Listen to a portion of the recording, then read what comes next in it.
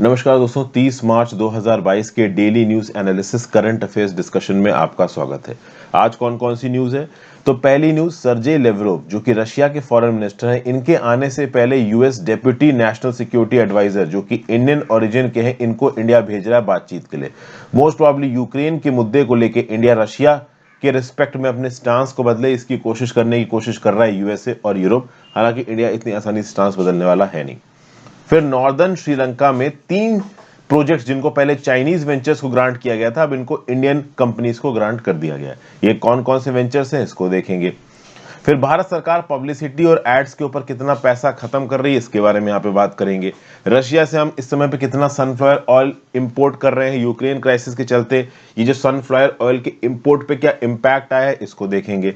Russia ने बोला है कि हमें हमारे तेल की इंपोर्ट की कीमत आप रूबल्स में दे दो, तो G7 मना कर रहा है, इसके बारे में बात करेंगे।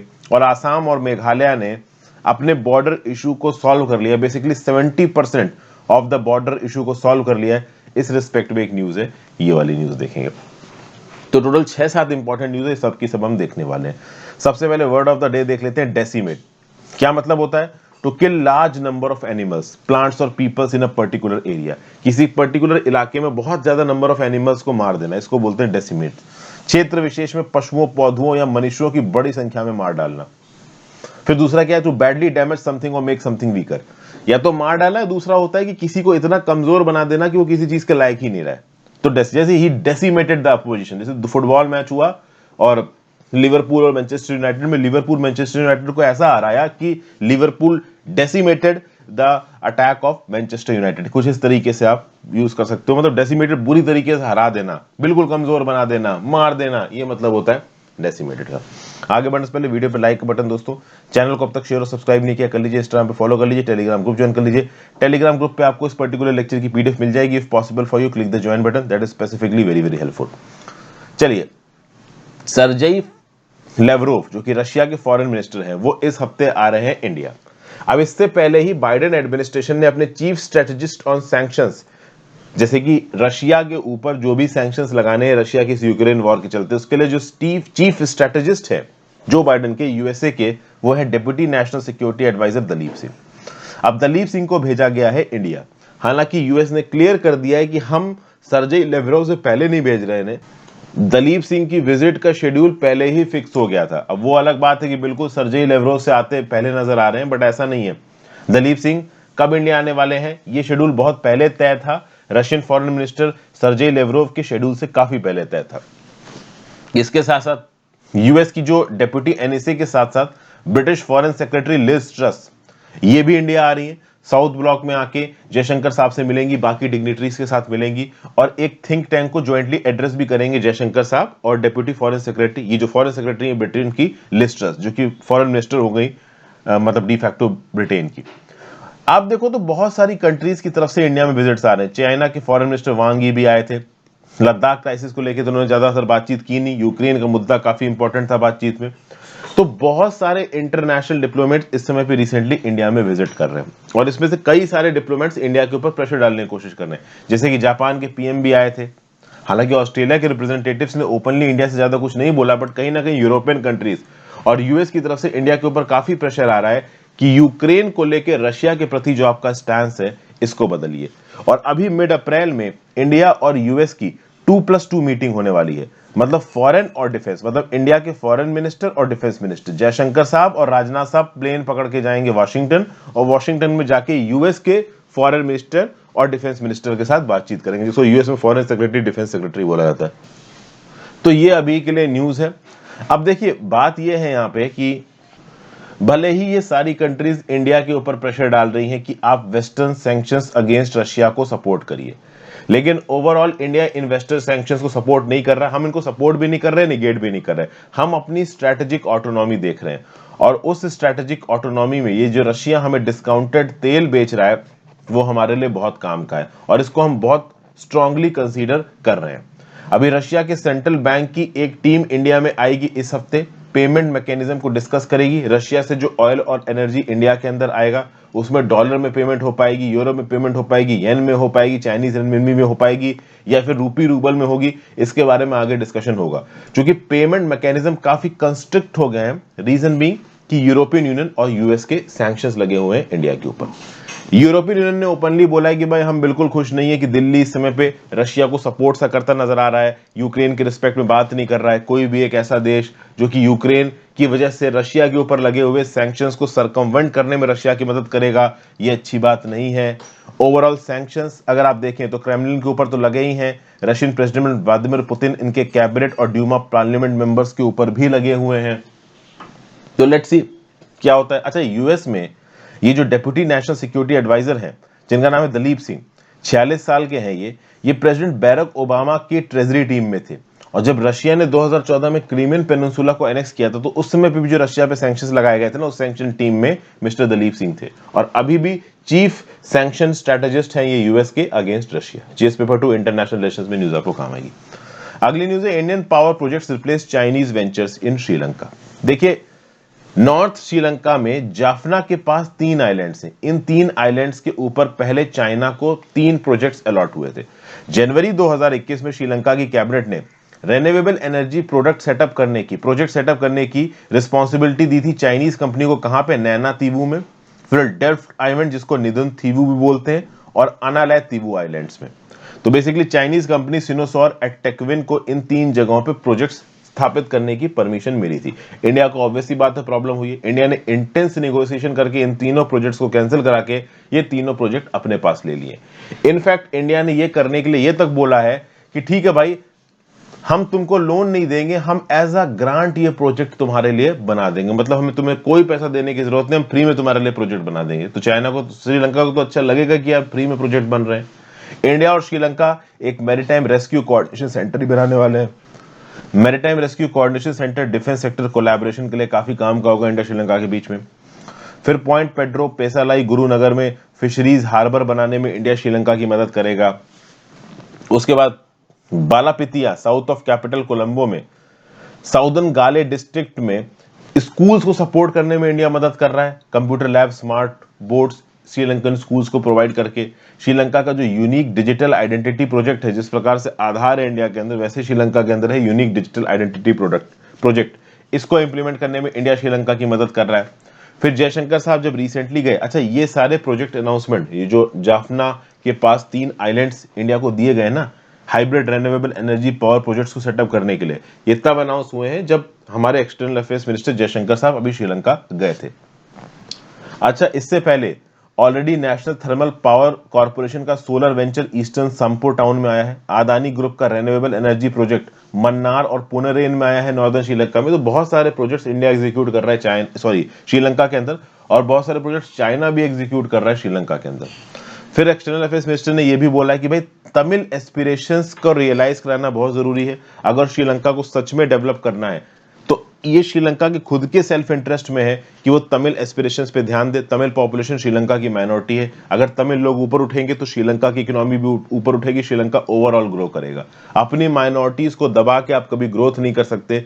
ये इंडिया ने पूरी दुनिया को सिखाया है, हालांकि पाकिस्तान जैसे देश ये सब चीजें कभी सीख नहीं सकते। जाफना आपको ऊपर की तरफ नजर आ रहा है, उसके आसपास बहुत छोटे छोटे से आइलैंड है और इन आइलैंड्स में ही ओवरऑल आप देख सकते हो ये डेवलपमेंट की जा रही है। यहाँ पे डेल्फ्ट आइलैंड नजर आ रहा है, अनातेलु आइलैंड, नैनातीवा आइलैंड, इन सब पे ही रिन्यूएबल पावर प्रोजेक्ट्स इंडिया बना रहा है। इसके रिस्पेक्ट में कल विनीत सर ने भी एक वीडियो बनाई है, China replaced India strategic victory. ये पर्टिकुलर वीडियो आपको लेटेस्ट वीडियो सेक्शन में मिल जाएगी चैनल पे, आप जाके वहां पे देख सकते हैं। GS paper 2 bilateral agreements involving India's interest में न्यूज काम आएगी। Next news, pay in roubles for gas, Russia. अब चूंकि रशिया के ऊपर सैंक्शंस लगे हुए हैं, यूएस यूरो में पेमेंट आगे आने वाले समय में रशिया में होनी मुश्किल हो जाएगी। ठीक है, रशिया ने बोला कि देखो तुम लोग यूएस यूरो में मुझे पेमेंट करोगे नहीं, और चूंकि रशिया के बैंक्स की अब स्पेंडिंग कैपेसिटी भी काफी हद तक लिमिटेड हो जाएगी सैंक्शंस की वजह से यूएस यूरो में, तो रशिया ने बोला है कि अब हम यूरोप को गैस फ्री में तो देंगे नहीं। ठीक है ना भाई, तो एक काम करो। और एक और बात है, रशिया की जो करेंसी है रूबल, इसकी वैल्यू भी गिर रही है, तो इसकी वैल्यू मार्केट में बढ़ाने के लिए रशिया ने एक आइडिया बीच का ये निकाला कि यूरोप में जिन कंट्रीज को हम गैस एक्सपोर्ट कर रहे हैं, भाई हमें आप पेमेंट दो, किसमें? रूबल में। अब जैसे ही ये अनाउंसमेंट किया रशिया ने। जर्मनी और फ्रांस, ये दो कंट्रीज ऐसी सामने निकल के आई जिन्होंने ओपनली बोला कि नहीं भाई, हम आपको रूबल में पेमेंट नहीं देंगे, हमारे आपके साथ पहले जो कॉन्ट्रैक्ट साइन हुए हैं उसमें लिखा हुआ है कि यूएस डॉलर में पेमेंट आएगी या यूरो में पेमेंट आएगी, तो जिन करेंसीज में पहले ही पेमेंट लिखी हुई है उन्हीं में आपको पेमेंट आएगी, हम आपको रूबल में पेमेंट नहीं दे सकते। लेकिन जर्मनी और फ्रांस थोड़ी ताकतवर कंट्रीज हैं, तो ये थोड़ा निगोशिएट करने की हालत में है। जो छोटी मोटी कंट्रीज हैं यूरोप की, वो निगोशिएट करने की हालत में उतना नहीं है, और उनको रशियन गैस की भी जरूरत है। ठीक है भाई, तो इस रिस्पेक्ट में अब व्लादिमीर पुतिन ने एक और स्ट्रॉन्ग स्टैंड ले लिया है। व्लादिमीर पुतिन ये बोल रहे हैं कि भाई अगर तुम रूबल में हमें पेमेंट नहीं करोगे तो हम तुमको गैस नहीं बेचेंगे। इस समय पे यूरोप अपनी टोटल गैस रिक्वायरमेंट का 40% ये रशिया से इंपोर्ट करता है, और रशिया से अगर गैस इंपोर्ट्स बंद हो गए तो बहुत मुश्किल होगा यूरोप के लिए टैकल कर पाना। यूएस अभी इस हालत में नहीं है कि वो पूरा तरीके से रशियन गैस एक्सपोर्ट्स को रिप्लेस कर सके। यूरोप जितनी गैस रशिया के पास है उतनी यूएस के पास है भी नहीं। रशिया की गैस सस्ती है और यूएस की गैस है महंगी, और ये दोनों कंसर्न्स बहुत इंपॉर्टेंट है इन यूरोपियन कंट्रीज के लिए। रशियन गैस सप्लाई में जब ये रूबल वाला एंगल जोड़ा व्लादिमीर पुतिन ने, तो जो डच और ब्रिटिश होलसेल गैस प्राइसेस है मार्केट में, वो 20% यहां पे बढ़ गए हैं। ओवरऑल अगर आप देखो तो पिछले साल रशिया ने total 155 billion cubic metres gas export की है पूरे यूरोपियन यूनियन को। वैसे तो यूरोपियन यूनियन का टारगेट है कि इस साल के एंड तक 2/3 66% इंपोर्ट हम गैस का जो रशिया से आता है वो कम कर देंगे, और 2027 तक हम रशिया से कोई गैस इंपोर्ट नहीं करेंगे। ये यूरोपियन यूनियन का टारगेट है। हालांकि मैं 100% श्योर हूं कि जर्मनी ने ऐसा कोई टारगेट नहीं बना रखा होगा। जर्मनी का टारगेट ये होगा कि वॉर बंद हो और बिना किसी टेंशन के हम रशिया से गैस इंपोर्ट कर पाए। यूएस ने बोला है कि हम 15 billion cubic metre liquefied natural gas European Union को देंगे इस साल। लेकिन बात यह है कि ये गैस यूएसए पहले कहीं और एक्सपोर्ट कर रहा था, वो एक्सपोर्ट ऑर्डर्स कैंसिल करके यूएसए ये गैस यूरोप भेजेगा। तो अपने आप में ही ये जो रशिया को गैस एक्सपोर्ट्स में रिप्लेस करने वाली बात है ना, ये दुनिया के लिए उतनी आसान होने वाली नहीं है। इसके लिए यूएसए को ईरान से और वेनेजुएला जैसी कंट्रीज से अपने रिश्ते अच्छे करने पड़ेंगे, जो बड़े गैस और ऑयल के सप्लायर्स हैं। अगर इनकी गैस और ऑयल मार्केट में आ जाती है तब जाके आप कह सकते हो कि हाँ, यूरोप में जो गैस प्राइसेस हैं वो थोड़े स्टेबलाइज हो सकते हैं। भाई जहां तक बात है रशिया की, रशिया जिस कॉस्टिंग पे और ओवरऑल जिस आसानी से, चूंकि ऑलरेडी गैस लाइंस बिछी हुई हैं रशिया यूरोप के बीच में, गैस प्रोवाइड करता है, बाकी कंट्रीज अभी के लिए उतनी आसानी से गैस और ऑयल प्रोवाइड नहीं कर सकती यूरोप को। तो ये क्राइसिस बड़ी होने वाली है। अब यहाँ पे डिपेंड ये करेगा कि व्लादिमीर पुतिन अपने स्टांस को कितना हार्ड रखते हैं, बिल्कुल कितना वो बकल डाउन करते हैं, प्रेशर में बकल डाउन नहीं करते हैं। ये सब आगे आने वाले समय में पता चलेगा। जीएस पेपर 2 इंटरनेशनल रिलेशंस में न्यूज आपको काम आएगी। नेक्स्ट न्यूज है Assam and Meghalaya ink pact to settle 50-year-old border row. तो आसाम और मेघालय ने, जो इनका 884 किलोमीटर का बॉर्डर है, इसमें 12 एरियाज ऑफ डिफरेंस थे। 12 जगहों पे डिस्प्यूट था। 12 जगहों पे डिस्प्यूट था कि ये हमारा या ये तुम्हारा। इन 12 जगहों में से 6 जगहों पे डिस्प्यूट को सॉर्ट आउट कर लिया गया है, और ये सॉर्ट आउट किया गया है union home minister Amit Shah ji के इंटरवेंशन पे। कहीं ना कहीं सेंट्रल गवर्नमेंट की तरफ से, मोदी जी की तरफ से, शाह जी की तरफ से बहुत तगड़ा प्रेशर डाला था आसाम के सीएम हिमंत बिस्व शर्मा के ऊपर और मेघालय के सीएम कॉनराड संगमा के ऊपर। कहने की बात यह थी कि जब इंडिया और बांग्लादेश दो अलग अलग देश बैठ के अपनी बॉर्डर प्रॉब्लम्स को सॉल्व कर सकते हैं, तो एक देश के अंदर के दो स्टेट्स अपनी बॉर्डर प्रॉब्लम को क्यों नहीं सॉल्व कर सकते हैं। तो 12 जगहों जहां पे इशू था उसमें से 6 जगहों को सॉल्व कर लिया गया। मतलब 70% बॉर्डर एरिया पे जो डिस्प्यूट था वो सॉर्ट आउट हो गया। 30% डिस्प्यूट अभी भी बचा हुआ है। ये जो 6 जगहों पे डिफरेंसेस थे जो कि अभी सॉर्ट आउट हुए हैं, इसमें टोटल एरिया कवर होता था 36 स्क्वायर किलोमीटर, और इस 36 स्क्वायर किलोमीटर से 18 स्क्वायर किलोमीटर अब आसाम के पास जाएगा और 18 स्क्वायर किलोमीटर मेघालय के पास आएगा।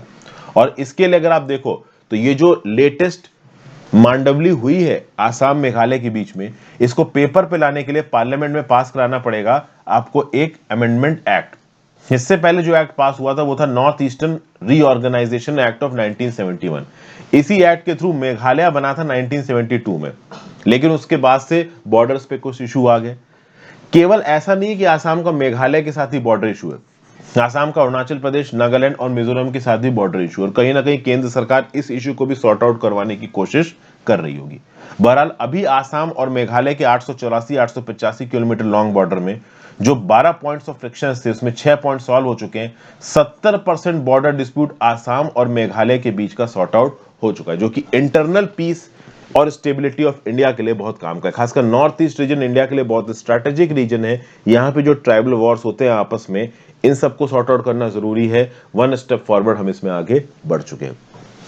देखा जाए तो आसाम मेघालय बॉर्डर पे कौन कौन से इलाके हैं जहां पे डिस्प्यूट है, तो एक अपर ताराबरी इलाका है, गजांग रिवर फॉरेस्ट है, रिजर्व फॉरेस्ट हजीम है, लांगपी है, बोरदुआर है, बोकलापारा है, नोंगवा है, माटामुर है, खानापारा पिलंकाता है, ठीक है ना। फिर देश मोरौ ब्लॉक 1 एंड ब्लॉक 2, खांडोली एंड रेताचरा। आपको मैं एक एक्सरसाइज देता हूं। अभी जो 12 में से 6 पॉइंट ऑफ फ्रिक्शन सॉल्व हुए हैं, वो 6 पॉइंट ऑफ फ्रिक्शन इनमें से कौन कौन से हैं, ये अगर आप ढूंढ के अपने दिमाग से पता करके नीचे कमेंट बॉक्स में लिख सकते हो तो लिखो।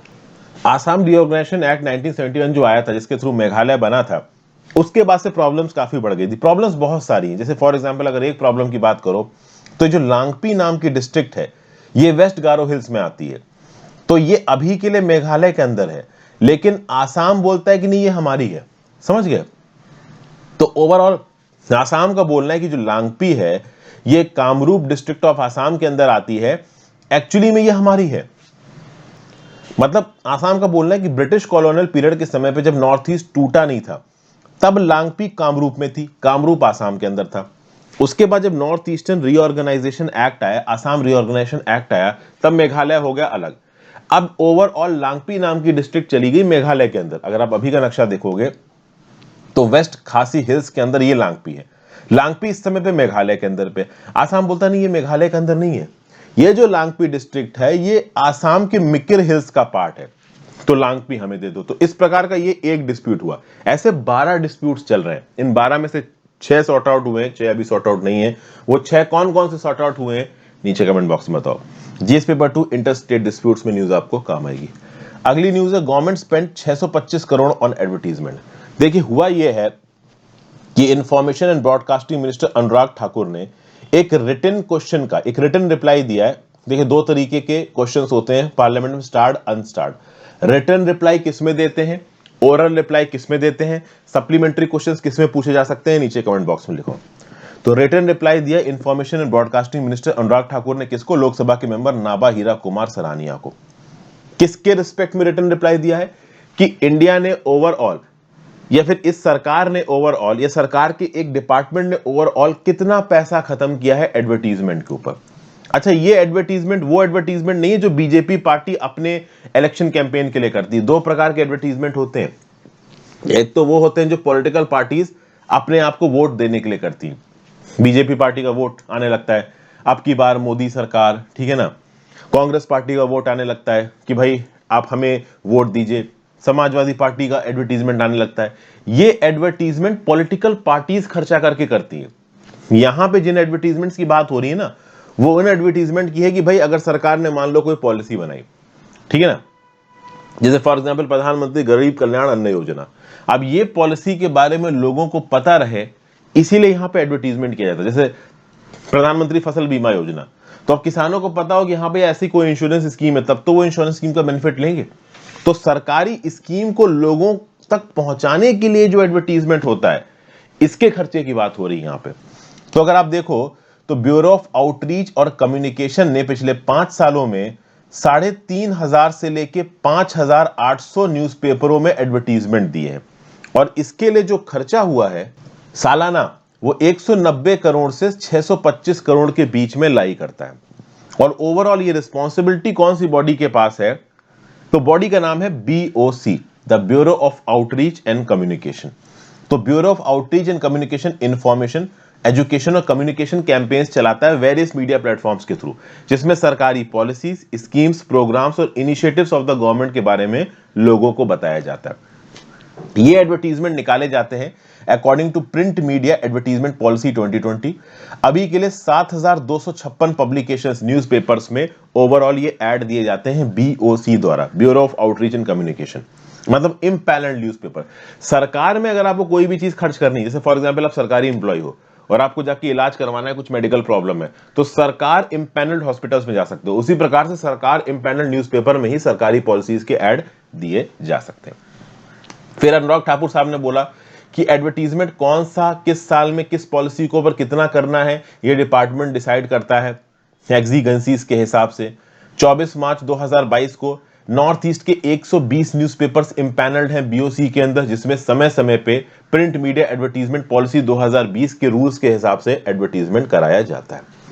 Bureau of outreach and communication के बारे में बात करें तो नोडल एजेंसी है गवर्नमेंट ऑफ इंडिया की। अगर किसी मिनिस्ट्री या ऑर्गेनाइजेशन ऑफ द गवर्नमेंट या डिपार्टमेंट ऑफ द गवर्नमेंट को कोई ऐड देना है तो वो बीओसी के पास आएगा। 1955 में बॉडी बनाई गई थी, नई दिल्ली में है। वैसे तो ministry of information and broadcasting के अंदर आती थी। जब ये बॉडी बनी थी, इसने 3 इंपॉर्टेंट बॉडीज को अपने अंदर ले लिया था। एक था directorate of advertisement and visual publicity, दूसरा डायरेक्टोरेट ऑफ फील्ड पब्लिसिटी, तीसरा song and drama division. GS paper 2 में न्यूज आपको काम आएगी। फिर भाई आज की आखिरी न्यूज, इंडिया ने रशियन सन ऑयल खरीदा है। वैसे तो देखिए सनफ्लावर ऑयल हम रशिया से भी इंपोर्ट करते हैं, यूक्रेन से भी इंपोर्ट करते हैं। यूक्रेन में छिड़ गया है युद्ध, तो यूक्रेन से अभी के लिए सनफ्लावर ऑयल इंडिया के अंदर आ नहीं रहा है। तो जो यूक्रेन का शॉर्टफॉल था उसको हम पूरा कर रहे हैं रशियन सनफ्लावर ऑयल से। और इंडिया ने लगभग 45,000 टन रशियन सनफ्लावर ऑयल खरीदा है और महंगे दाम पे खरीदा है। रशिया ने जब यूक्रेन को इन्वेड किया था उससे पहले हम लोग $1,630 के रेट पे हम लोग सनफ्लावर ऑयल खरीद रहे थे पर टन, लेकिन अब हम लोग रशिया से $2150 पर टन के हिसाब से सनफ्लावर ऑयल खरीद रहे हैं। अगर आप देखो इंडिया इस समय पे सनफ्लावर ऑयल का, इनफैक्ट एडिबल ऑयल का सबसे बड़ा इंपोर्टर है। हम लोग मेनली ये जो सनफ्लावर ऑयल है और एडिबल ऑयल है इंडोनेशिया से भी खरीदते हैं, साउथ अमेरिका से भी खरीदते हैं, बट इंडोनेशिया में खुद शॉर्टफॉल आया इसलिए ज्यादा एक्सपोर्ट नहीं कर रहे वो, और साउथ अमेरिका में सोयाबीन की खेती कम हुई है। तो ओवरऑल हमारे पास ऑप्शंस बचे यूक्रेन रशिया। यूक्रेन से आने इंपोर्ट बंद हो गए तो हमने रशिया से खरीदे और रशिया से महंगे खरीदते। 2019 में sunflower oil on an average 1 litre 98 रुपए का बिक रहा था, अब 180 से 250 रुपए प्रति लीटर में बिक रहा है। हम अपने एडिबल ऑयल रिक्वायरमेंट का 60% इंपोर्ट करते हैं, जो कि लगभग होता है 13 मिलियन टन। अगर देखा जाए तो हम रशिया और यूक्रेन से 60% एडिबल ऑयल इंपोर्ट कर रहे थे। यूक्रेन से आना बंद हो गया तो कहीं ना कहीं हमारी डिपेंडेंस रशिया के ऊपर बढ़ जाएगी। सनफ्लावर ऑयल की बात की जाए तो हेल्दी टेबल सीड और क्लिनली सीड से बना हुआ होता है, केक्स पेस्ट्री बनाने में, फूड प्रिपरेशंस में काम आता है। 2018-19 में ग्लोबल सनफ्लावर सीड प्रोडक्शन था 51.41 मिलियन टन, जिसमें सनफ्लावर ऑयल था 19.45 मिलियन टन, सनफ्लावर मील था 20.9 मिलियन टन। लीडिंग प्रोड्यूसर्स कौन है सनफ्लावर की दुनिया में? Ukraine, Russia, Argentina, Belarus, France, Hungary, Romania, Kazakhstan, Turkey, Tanzania, China. India भी प्रोड्यूस करते हैं, थोड़ी कम मात्रा में प्रोड्यूस करते हैं। सबसे ज्यादा इंपोर्ट कौन करता है सनफ्लावर ऑयल? तो India, China, Iran, Iraq, Egypt, Turkey और ईयू। सबसे ज्यादा इंपोर्ट कौन करता है सनफ्लावर मील? तो China, Turkey, France, Netherlands, Belarus, Spain, Poland and India. एक सवाल है, सनफ्लावर ऑयल और सनफ्लावर मील इनके बीच में फर्क क्या है? नीचे कमेंट बॉक्स में बताओ। सनफ्लावर ऑयल का इंडिया सबसे बड़ा इंपोर्टर है, 2.8 मिलियन टन हम लोग सनफ्लावर ऑयल इंपोर्ट करते हैं। जीएस पेपर 3 में न्यूज आपको काम आएगी। So thank you for watching friends. यहाँ पे लेक्चर खत्म होता है, ज्यादातर चीजें मैंने आपको बता दी हैं। क्वेश्चंस का जवाब नीचे कमेंट बॉक्स में देना, ज्वाइन बटन दबा के जाना, लाइक और शेयर कर देना। Have a great day, good.